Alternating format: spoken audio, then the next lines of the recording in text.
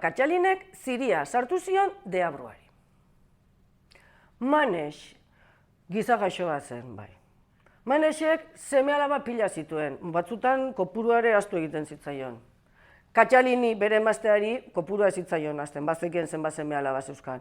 Baina Katxalin gaixo zegoen, ahulduta, ohean eman behar zuen hil egun osoa.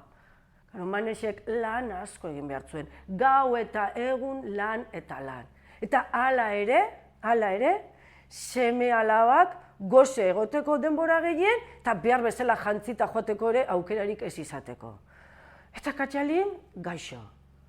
Manesek guzti hau gogorki bizitzen zuen, zerbait egin behar zuen bere bizitza aldatzeko. Ezin gehiago emazteak gaixo ikusi eta umeak hola sufritzen. Halako batean, beti buruari bueltak eta bueltak ibitzen zanez, idei bat okurritu zitzaion. Idei bat, gogoratu zen, gaztetan, entzuten zala eta hitz egiten zutela, mendiko zelai batetan, zorginak eta intxisuak biltzen zirela. Eta Manesek ja, guztiz nazkatuta bere zoriarekin, zorginei laguntza eskatzera okurritu zitzaion. Eta alaxe egin zuen. Egun batez, esan zion Katxalini, bazijoala urrutiko lehengusu batzuk bisitatzera, baina zer egin zuen? Mendirako bidea hartu, eta zorginak eta intxisuak biltzen ziren lekurantza abiatu zen. Iritsi izan berta, baina gauerdia oraindik ez. Eta jesarrita itxoiten. Gauerdia puntxu-puntxuan jo zuenean, izugarrizko zurrumurruak entzun zituen. Eta, ilargiaren argitan ikusi izan zuen, atxo erren bat, erratza baten gainean zaldizka, eta zelaian, larrean zegoen harriaren gainean jarri zan. Eta berehala intxizu eta zorgin pila. Manesek guzti hau adar artetik ikusi zuen. Utzu zituen, izugarrizko historioak, parrak eta akelarre zoragarria izan zen. Eta noizbait bukatu egin zen akelarrea. Eta antxe gelditu zen, zorginan erregina, harriaren gainean, lasai. Eta orduan Manesek une hori aprobetxatu zuen laguntza eskatzeko. Gerturatu eta kaixo begira, nik ezin dut gehiago. Nire emaztea gaixo dago, nire umeak ez daukate zer jatekorik, eta nik zuri laguntza eskatzera etorri naiz.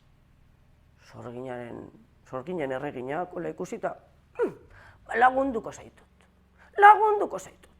Bueno, trato bat egingo dugu. Baldintza batzuk jarriko dizkizut, baino bai. Begira, oraintxe emango dizut zaku hau. Zaku hontan urrea dago. Eta zaku hontan, bertatik urrea ateraz gero ere, beti kopuru berdina mantenduko da. Orduan, zuk atera lasai, beti eukiko dezu urrea. Honekin, aberatxe egingo zara. Eta zure emaztea ere sendatuko dut. Orain, etxerako bidean, pasako zarako bazulo baten aurretik. Zara eta arraroak entzungo dituzu. Ez izan beldur. Gerturatu. Eta koban sarreran azten diren belarrak hartu. Belarroiek 3 aldiz ura irakiten dagoela sartu. Irakin, egosi 3 alditan. Eta ur egosi hori emaiozu emazteari edateko. Hori edatekotan, sendatu egingo da. Bueno, Manesek, ikusten zion nola argitasun batola bere bizitzilun horrita. Baina, zerbait eman behar didazu truke, noski. Eta, 20 urterako daukazu guzti hau. 20 urtetan ni zure bila joango naiz. Eta nirekin ekarriko zaitut. Ni belzeu naiz. 7 deabruetan, importantenetakoa. Eta nirekin infernura eramango zaitut. Lasai, ez tegu bertan hain gaizki pasatzen, zatoz lasai. Manesek 20 urte bakizu hau, hipoteketan bezala, 20 urte, denbora luze. Baina, berak behar zuen momentuan dena konpondu, eta onartu zuen. Hartu zuen larruzko poltsa. Eta une horretan, zorgina, aker bihurtuta, lauanketan, mendian gora egin zuen. Eta etxera abiatu zen. Zorginak esan dako guztiak egin zuten. Belarrak, bildu, egoz, eta dena, zorginak esan bezala gertatu zen. Katxalin sendatuta. Umeak sendo hasi ziren. 20 urte eroso bizi izan zituzten. Baina, batean, 20 urteak pasa iteia, Hola, badirudi, ez baino bai, iristen dira, eta iritsi izan 20. urtea. Eta Manexek gogoratu zen, Manexek gogoratu zuen, sorginarekin egindako traturia. Eta zizan, urduri jartzen arduratuta, tristetuta, hasarretuta, Katxalinek, hori, ikusi eta Katxalin ere ohartu zen, zerbait etzi joan ondo. Eta behin eta berriro galdetzen zion Manexi, zer dezu, Manexi, zer dezu? Manexek azkenean ezin zuen zama horrekin eta kontatu egin zion. Lehengusuak ikustera joan zen egun horretan, sorginei laguntza eskatera juntzala, eta Belzebukin tratu egin zuela. Katxalinek hori entzuna, hoi alda Manex, lasai, zu lasaitu. Nola edo ala, egingo dugu, eta ziria sartuko diogu deabru horri. Zu egon lasai. Eta iritsi izan, iritsi izan. Sorgina, Belzebu, deabrua, delakoa. Iritsi izan bere ordaina jasotzera. Tantxe, Manexi gerturatu eta Manex, pasada denbora, nirekin etorri behar duzu. Baina orduan Katxalin bertan zegoela, atera eta itxaren momentu bat.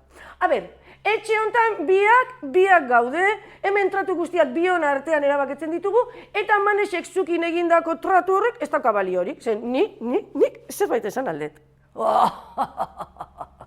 Katxalin, baina nork sendatu zaitu?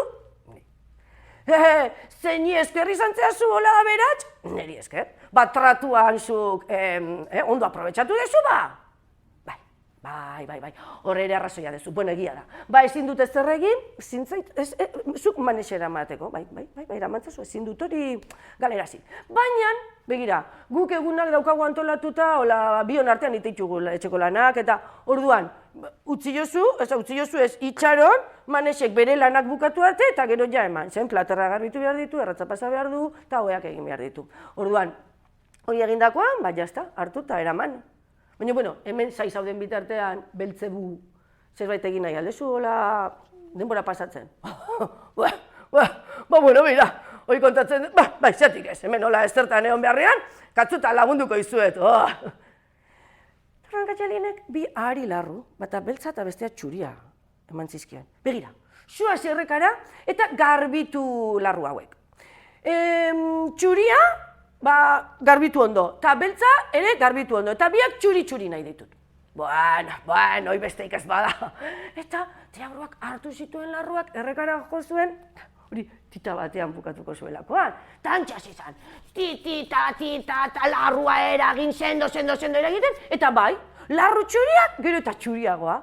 Baina, larru beltza eta sendo, ala eskuekin, igurtzi, baina, gero eta beltzagoa. Zer dau? Eta berriro ere, azkenean hankekin, azkenean muturrakin igurtzen, eta ezin zuen, lortu nahi zuna, txuria gero eta txuriago eta beltza eta gero eta beltzagoa.